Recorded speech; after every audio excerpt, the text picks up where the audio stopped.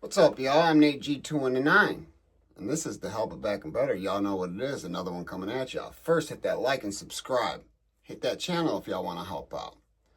Today is May 27th. That doesn't sound right. No, May 24th. Sorry, Saturday, May 24th. It's about 8 in the morning. You know, the irrelevance, though. The irrelevance.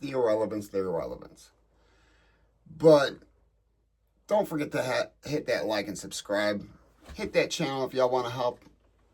It'd be much obliged. Today I'm going to be bringing you a story I've brought before. Didn't get so many views. Now that I feel much more confident in telling stories, I'm going to bring this one back at you. So, as you know, I went to prison for a very small amount of drugs that I had got caught dealing due to my own addictions, which is still irrelevant to this. It's just what put me in prison. And I was given a 10-year sentence. 4 of it was suspended, so I had a 6-year sentence to be served in the Department of Corrections. And 6 years meant I actually only had to serve 3 years. So obviously, I'm not going to a big maximum security prison. Well, didn't think I was going to go to one, but I wasn't going to one off the rip. So, found myself at Lakeside, Indiana State Prison, outside facility. It's a level 1 and 2, which is a minimum medium security unit. That's just outside of the walls of the maximum security prison, Indiana State Prison. And that's held in Michigan City, Indiana, Northwest Indiana, about 30, maybe 45 minutes from Chicago at most. So, not too bad of a place. I mean, there's a lot of unstructured gangbanging in there, and in that facility that held like 350 people, maybe. Not many at all. And out of 3 dorms, 1 was an honor dorm. 1 was, well, 2 were idle dorms, but 1 was disciplinary idle dorm, which is where I first found myself walking into. And I told the stories about when I walked in, you know, the smoke clouds were bellowed about eye level, you know, like you're walking into a damn pool hall or bar or something back in the 90s. It just packed with cigarette smoke and Tucci smoke and some weed smoke. I mean, there was smoke. I heard people that were smoking crack. All sorts of crazy shit was going on in this little prison. And in this little prison, there was a lot of corruption amongst the guards and whatnot. But also in this prison were a lot of unstructured, they're more inmates. They're punks, they're thieves. And honestly, you can't just get away with stealing in prison. If you steal something, it's not respected amongst anybody. Because they know stealing, it's just a sad form. One thing that is respected is if you pull out that banger, give me everything you got, and dude hands it over or something. Although it's a robbery, and in my eyes, if you're doing it to the weak, you're a chump, you're a pussy. And, you know, 4 or 5 big black dudes will wallow down than a little white dude, and 9 out of 10 times, probably 99 out of 100 times, the little white dude's handing it over. So, that's the reason. But real gangsters frown upon that too. So, theft, robberies, it's all the same shit. You're stealing, you're thieves, you're punks. And if you're doing it to the weak, you are the weak. You are nothing but the weak. That's just how I feel, and that's how real convicts do feel. But, so, I went to Chow one day, and which is in the same building. The Chow Hall was just, you know, you walked out of the dorm, and you're at the Chow Hall. You walk around 2 corners, you're in the Chow Hall. It's nothing special, nothing special at all. But that's where you find yourself. I'm in there maybe 15 minutes, go back to my dorm, because I'm done eating. And as soon as I walk in, I noticed my CL20s are gone. So I obtained these CL20s because I paid a debt for my bunkie. Bunkie Brandon Collins. He got himself, which he constantly had himself into some crazy debts. Helped get him out of some debt. All I wanted is them CL20s. CL20s are these badass headphones, and everybody, that's the brand to get. I mean, there's some better ones, but they cost a lot more money. For the best bang for your buck, though, are them CL20s. And I acquired this pair. But this pair of CL20s, nobody knew they were mine at that point in time. Because I guarantee the dude that stole it wouldn't touch my shit. He knows it. I know it. Everybody in the damn dorm knew it. Out of the 120 people in there, everybody knew that he wasn't going to touch my shit. I'm not saying nobody would have, but he wasn't going to test me. He was a chump. My bunkie was a chump. He'll always be a chump. I mean, and I like Brandon, but I mean, sorry, he's a pussy. Brandon, you ain't cut for that shit. Stop trying to portray yourself as some sort of honcho, some sort of gangster, because you had your hoe bringing in some stuff. Like, get the hell out of here. Your hoe was bringing in gangster shit, and they were slapping him, taking phones away from him. I mean, so it was pretty much fair game on that chump, but I'm not fair game. And for those who thought I was, fuck around, find out you can't fight, or that you can whoop me, whatever. I mean, maybe I was going to fuck around, find out I couldn't. Whatever. Didn't matter to me. I came back to the dorm, saw that them things were gone. I knew who did it. He wouldn't admit to it. And honestly, I should have just cleaned them up right then and there. As soon as I realized they were gone, I called out the whole deck. Whoever did it is a bitch. He knew he did it. He was hiding. He's hiding. I said, "What's up, bitch? What's up, Furlough?" I'm juking, you know. So a little bit later on, in towards the night, maybe 8:30 at the latest, I'd had enough. I said, meet me in rows 1 and 2. First, though, because he was affiliated, and although not on rotation, I was technically affiliated, so I had to talk to a couple homies who had to talk to their homies, who had to talk to him, set up this one-on-one fight. And they said, hey, White, that's me. Not because of the color of my skin, because that's my last mother freaking name. Hey, White, yo, what up? Where you want that? I said, tell that bitch-ass dude, meet me in rows 1, 2. So, I lace up, tighten up my shoes, and take off my shirt, stretch out a little bit, get in there. So, I'm at about 190, maybe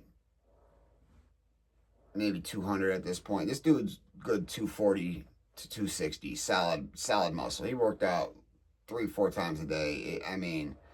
But that doesn't mean nothing. He was just a big dude that he could do this, and he swung it, and he'd do this. So, okay, maybe he has a little hand. So I quick jab with the left, quick one, tap, tap, tap, and he started getting mad, and he dunked down, and I tap, whack, right across, right to the left side of his jaw, and he wobbled. I'm like, ooh, got him. Why did my stupid ass not swing at least 3 more times? Just finish him and drop him? Thought it was over. I thought he was going to fall. And next thing I know, I'm in the air. And when you're in the air in prison, it's all bad. All you got is concrete and steel to break your fall. He dumped me. And instead of, I wrapped him in a front left guillotine, had his head under, but he's dumping. Had I wrapped that second one, I could have just taken the fall to my back, because tuck my head, take the fall to my back, and now I've got him, and I can wrap. But I still got him But my stupid ass puts my arm out to break my fall. My arm snaps sideways. And I don't know if you can really see it. Right down there. Got a metal rod. Shattered my wrist. So, naturally, I'm a man. I'm okay. Honestly, I didn't think I broke it. Ran to the mirror. Run to the mirror. Bunch of guys behind me, like 15, 20 guys. I'm like, yo. I reach my arm out. I'm like, it's just jammed. Just grab the sink, pull it. And they, oh, hell no. Thankfully, they didn't. Very grateful that they didn't. They're like, no, doc, you're going to have to go see the doc. They weren't wrong. You know, I was in surgery less than a day later and got my arm fixed up and stuff. Dude ended up telling on himself. I told them I had fallen in the... I told him I fell off my bunk. I think I told him I slipped in the shower or fell off my bunk. I don't remember, but I did not tell on him. But he told on himself. We also did it in front of a camera, so he ended up getting himself thrown in the hole. Had he just shut his mouth, it'd have been fine. I never told on him. But I did get them CL20s back. That's not even the worst of it. So, when you are in severe pain like that and go into surgery, they're not just giving you a couple aspirin or ibuprofen. They're giving you morphine. They're giving you the shit that is the shit. And, you know, IV'd up, doped up off the morphine. A lot of people don't know, one thing morphine does is seize your kidneys. If you have to pee, it can be a very hard thing. So I had to request a catheter on 2 occasions. So this was back in 2014. Beginning in 2014 is when I broke my wrist. And I was, you know, doing my thing still, you know, cast on and going to physical therapy once the cast came off.